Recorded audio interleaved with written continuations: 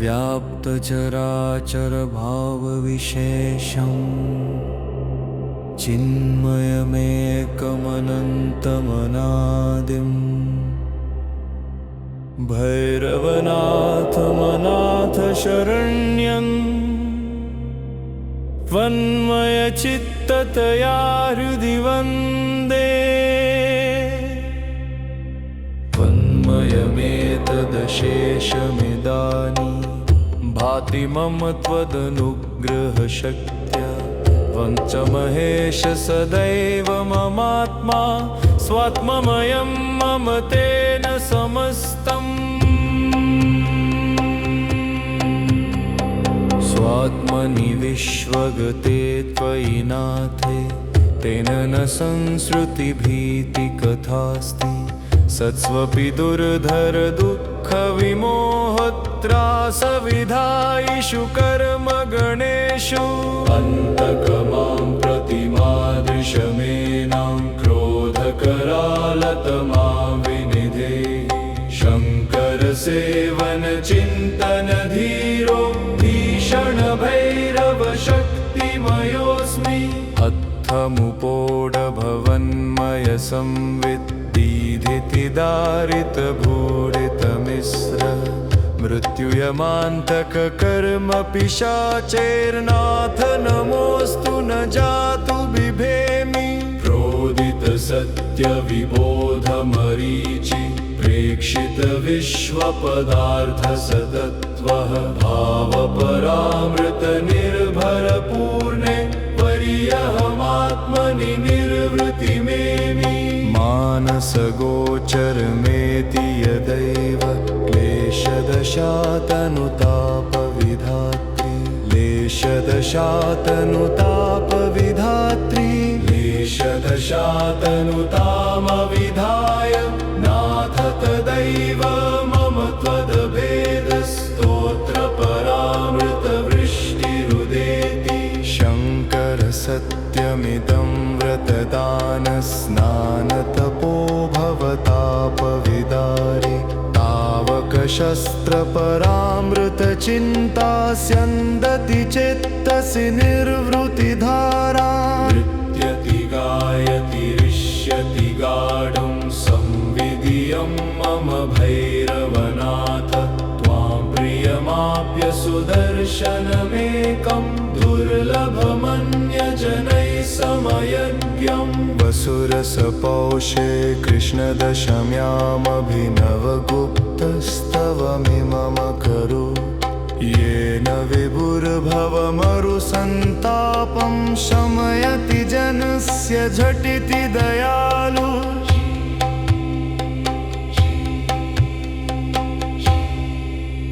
व्याप्तचराचर भावविशेषं चिन्मयमेकमनन्तमनादिं भैरवनाथमनाथ शरण्यं त्वन्मयचित्ततया हृदि वन्दे। त्वन्मयमेतदशेषमिदानीं भाति मम त्वदनुग्रहशक्त्या त्वं च महेश सदैव ममात्मा स्वात्ममयं मम तेन समस्तम्। स्वात्मनि विश्वगते त्वयि नाथे तेन न संसृतिभीतिकथास्ति। सत्स्वपि दुर्धर दुःखविमोहत्रासविधायिषु कर्मगणेषु अन्तकमां प्रतिमादृशमेनां क्रोधकरालतमां विनिधेहि। शङ्करसेवनचिन्तनधीरो भीषणभैरवशक्तिमयोऽस्मि। अत्थमुपोढभवन्मयसंवित् दारितभूरितमिस्र मृत्युयमान्तककर्मपिशाचैर्नाथ नमोऽस्तु न जातु बिभेमि।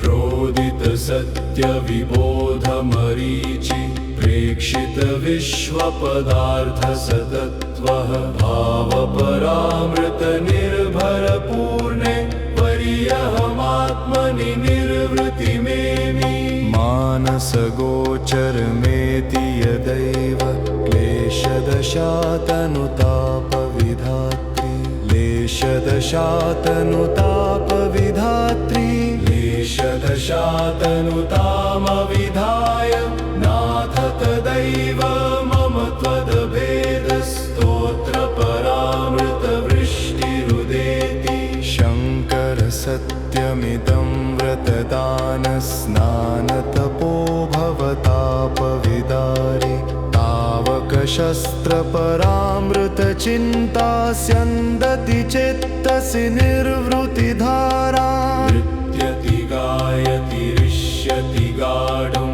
संविधियं मम भैरवनाथ त्वां प्रियमाप्य सुदर्शनमेकं दुर्लभमन्यजनैः समयज्ञं वसुरसपौषे कृष्णदशम्यामभिनवगुप्तस्तवमिमम खरु येन विभुर्भवमरुसन्तापं शमयति जनस्य झटिति दयालु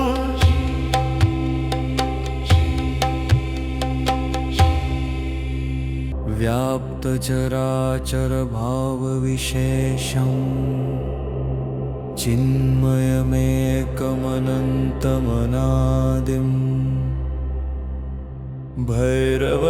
भैरवनाथमनाथ शरण्यं त्वन्मयचित्ततया हृदि वन्दे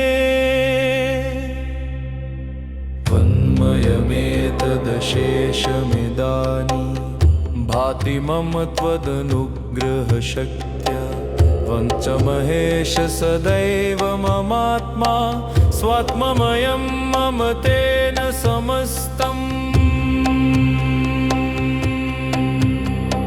स्वात्मनि विश्वगते त्वयि नाथे तेन न संसृतिभीतिकथास्ति सत्स्वपि दुर्धर दुःखविमोहत्रासविधायिषु कर्मगणेषु अन्तकमां प्रतिमादृशमेनां क्रोधकरालतमां विनिधे शङ्करसेवनचिन्तनधीरो भीषणभैरवशक्तिमयोऽस्मि हत्थमुपोढभवन्मयसंवित् दीधितिदारितभूरितमिस्र मृत्युयमान्तककर्मपिशाचैर्नाथ नमोऽस्तु न जातु बिभेमि प्रोदितसत्यविबोधमरीचि प्रेक्षित विश्वपदार्थसतत्वः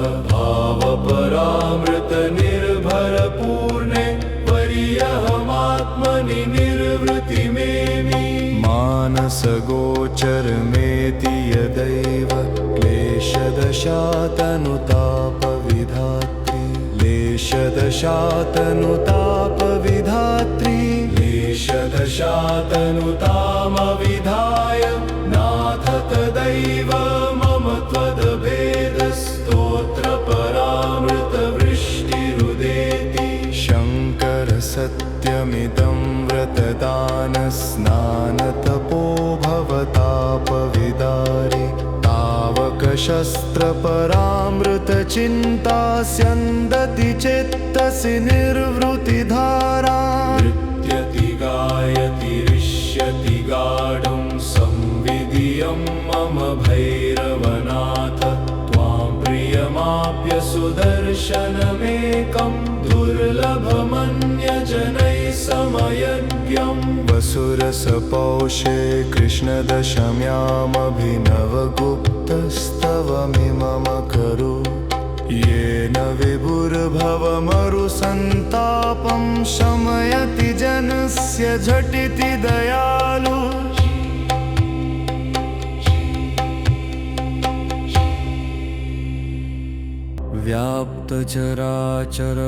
व्याप्तचराचरभावविशेषं चिन्मयमेकमनन्तमनादिं भैरवनाथमनाथ शरण्यं त्वन्मयचित्ततया हृदि वन्दे त्वन्मयमेतदशेषमिदानीं भाति मम त्वदनुग्रहशक्त्या त्वं च महेश सदैव ममात्मा स्वात्ममयं मम तेन समस्तम् स्वात्मनि विश्वगते त्वयि नाथे तेन न संसृतिभीतिकथास्ति सत्स्वपि दुर्धर दुःखविमोहत्रासविधायिषु कर्मगणेषु अन्तकमां प्रतिमादृशमेनां क्रोधकरालतमा विनिधेहि शङ्करसेवनचिन्तनधीरो भैरवशक्तिमयोऽस्मि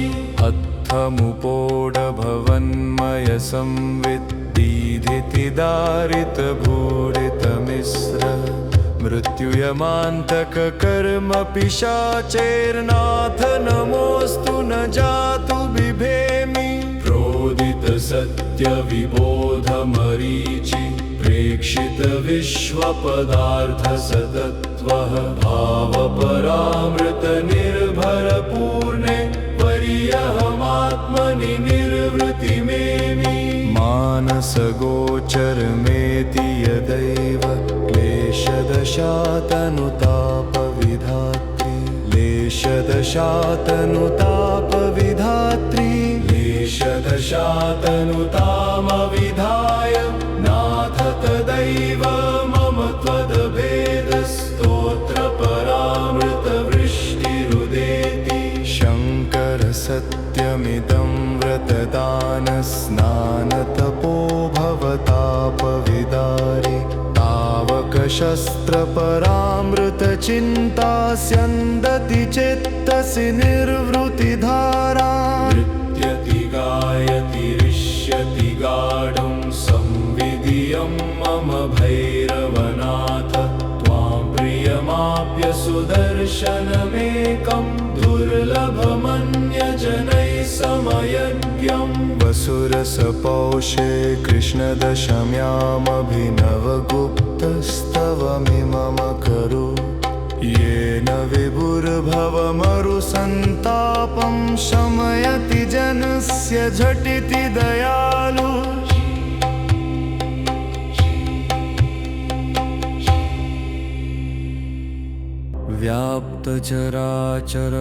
व्याप्तचराचरभावविशेषं चिन्मयमेकमनन्तमनादिं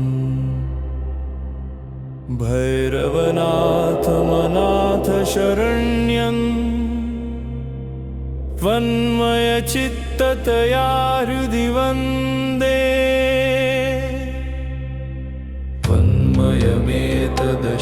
त्वन्मयमेतदशेषमिदानीं भाति मम त्वदनुग्रहशक्त्या त्वं च महेश सदैव ममात्मा स्वात्ममयं मम तेन समस्तम्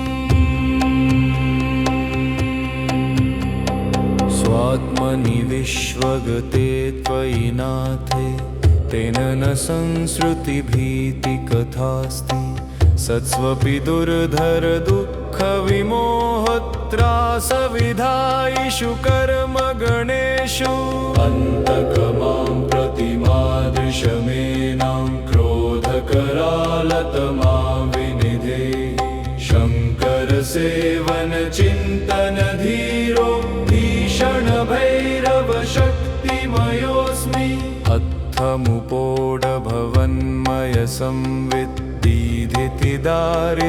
अत्थमुपोडभवन्मयसंविद्दीधितिदारितभूरितमिस्र मृत्युयमान्तककर्मपिशाचैर्नाथ नमोऽस्तु न जातु बिभेमि प्रोदितसत्यविबोधमरीचि प्रेक्षितविश्वपदार्थसतत्त्वः भावपरामृतनिर्भरपूर्णे परियहमात्मनि निर्वृतिमेमि मानसगोचरमेति यदैव लेशदशातनुतापविधात्री लेशदशातनुतापविधात्री लेशदशातनुतामविधाय नाथ तदैव मम त्वदभेदस्तोत्रपरामृतवृष्टिरुदेति शङ्कर सत्यमिदं व्रतदानस्नानतपो भवतापविदारे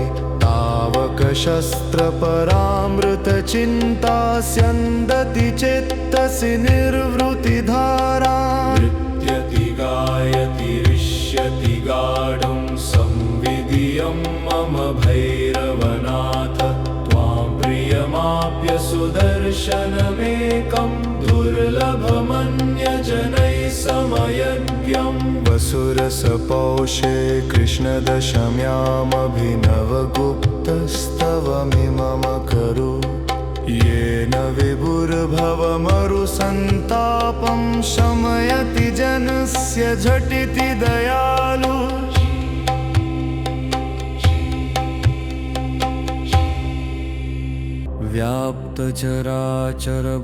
व्याप्तचराचरभावविशेषम् चिन्मयमेकमनन्तमनादिम् भैरवनाथमनाथ शरण्यं त्वन्मयचित्ततया हृदि वन्दे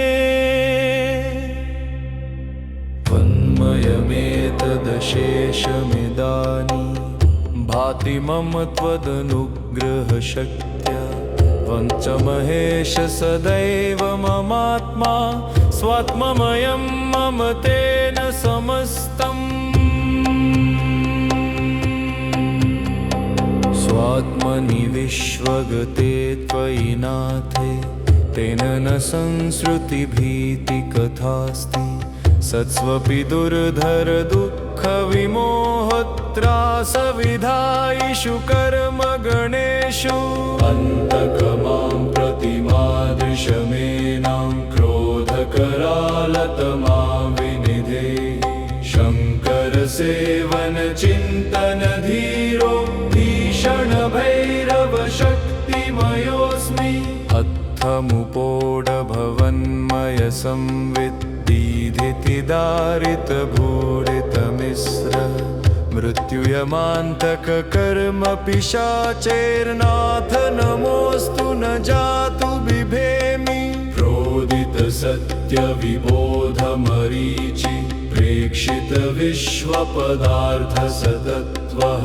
भावपरामृतनिर्भरपूर्णे पर्यहमात्मनि निर्वृतिमेमि मानसगोचरमेति यदैव लेशदशातनुतापविधात्री लेशदशातनुतापविधात्री लेशदशातनुतामविधाय नाथ तदैव मम त्वदभेदस्तोत्रपरामृतवृष्टिरुदेति शङ्कर सत्यमिदं व्रतदानस्नानतपो भवतापविदारे तावकशस्त्रपरामृतचिन्ता स्यन्दति चेत्तसि निर्वृतिधारा नृत्यति गायति ऋष्यति गाढं संविधियं मम भैरवनाथ त्वां प्रियमाप्य सुदर्शनमेकं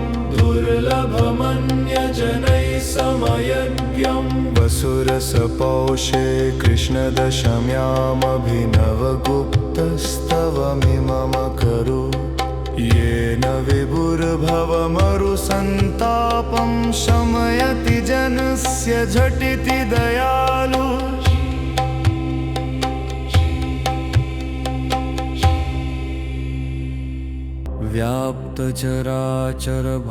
व्याप्तचराचरभावविशेषम् चिन्मयमेकमनन्तमनादिम्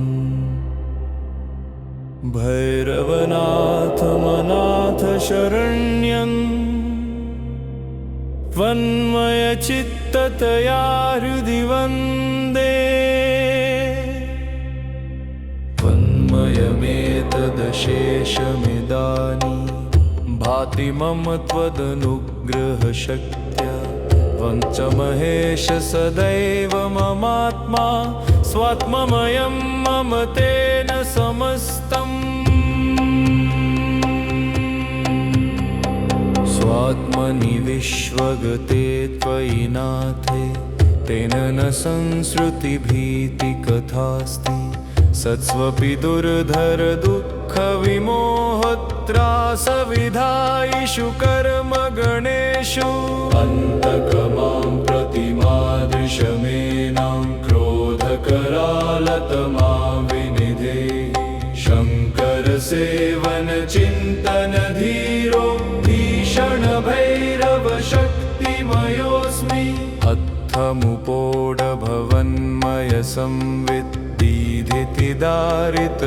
अत्थमुपोडभवन्मयसंविद्दीधितिदारितभूरितमिस्र मृत्युयमान्तककर्मपिशाचैर्नाथ नमोऽस्तु न जातु बिभेमि प्रोदितसत्यविबोधमरीचि प्रेक्षितविश्वपदार्थसतत्त्वः भावपरामृतनिर्भरपूर्णे परियहमात्मनि निर्वृतिमेमि मानसगोचरमेति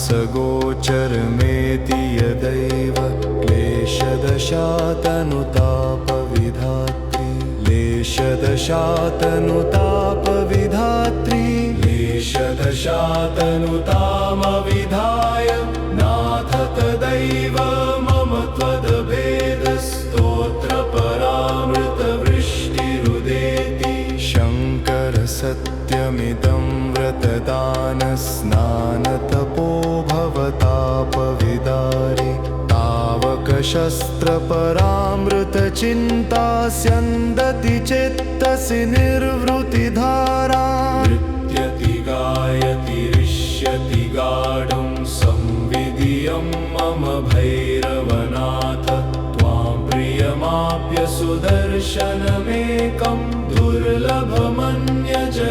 समयज्ञं वसुरसपौषे कृष्णदशम्यामभिनवगुप्तस्तवमिमम करु येन विभुर्भवमरुसन्तापं शमयति जनस्य झटिति दया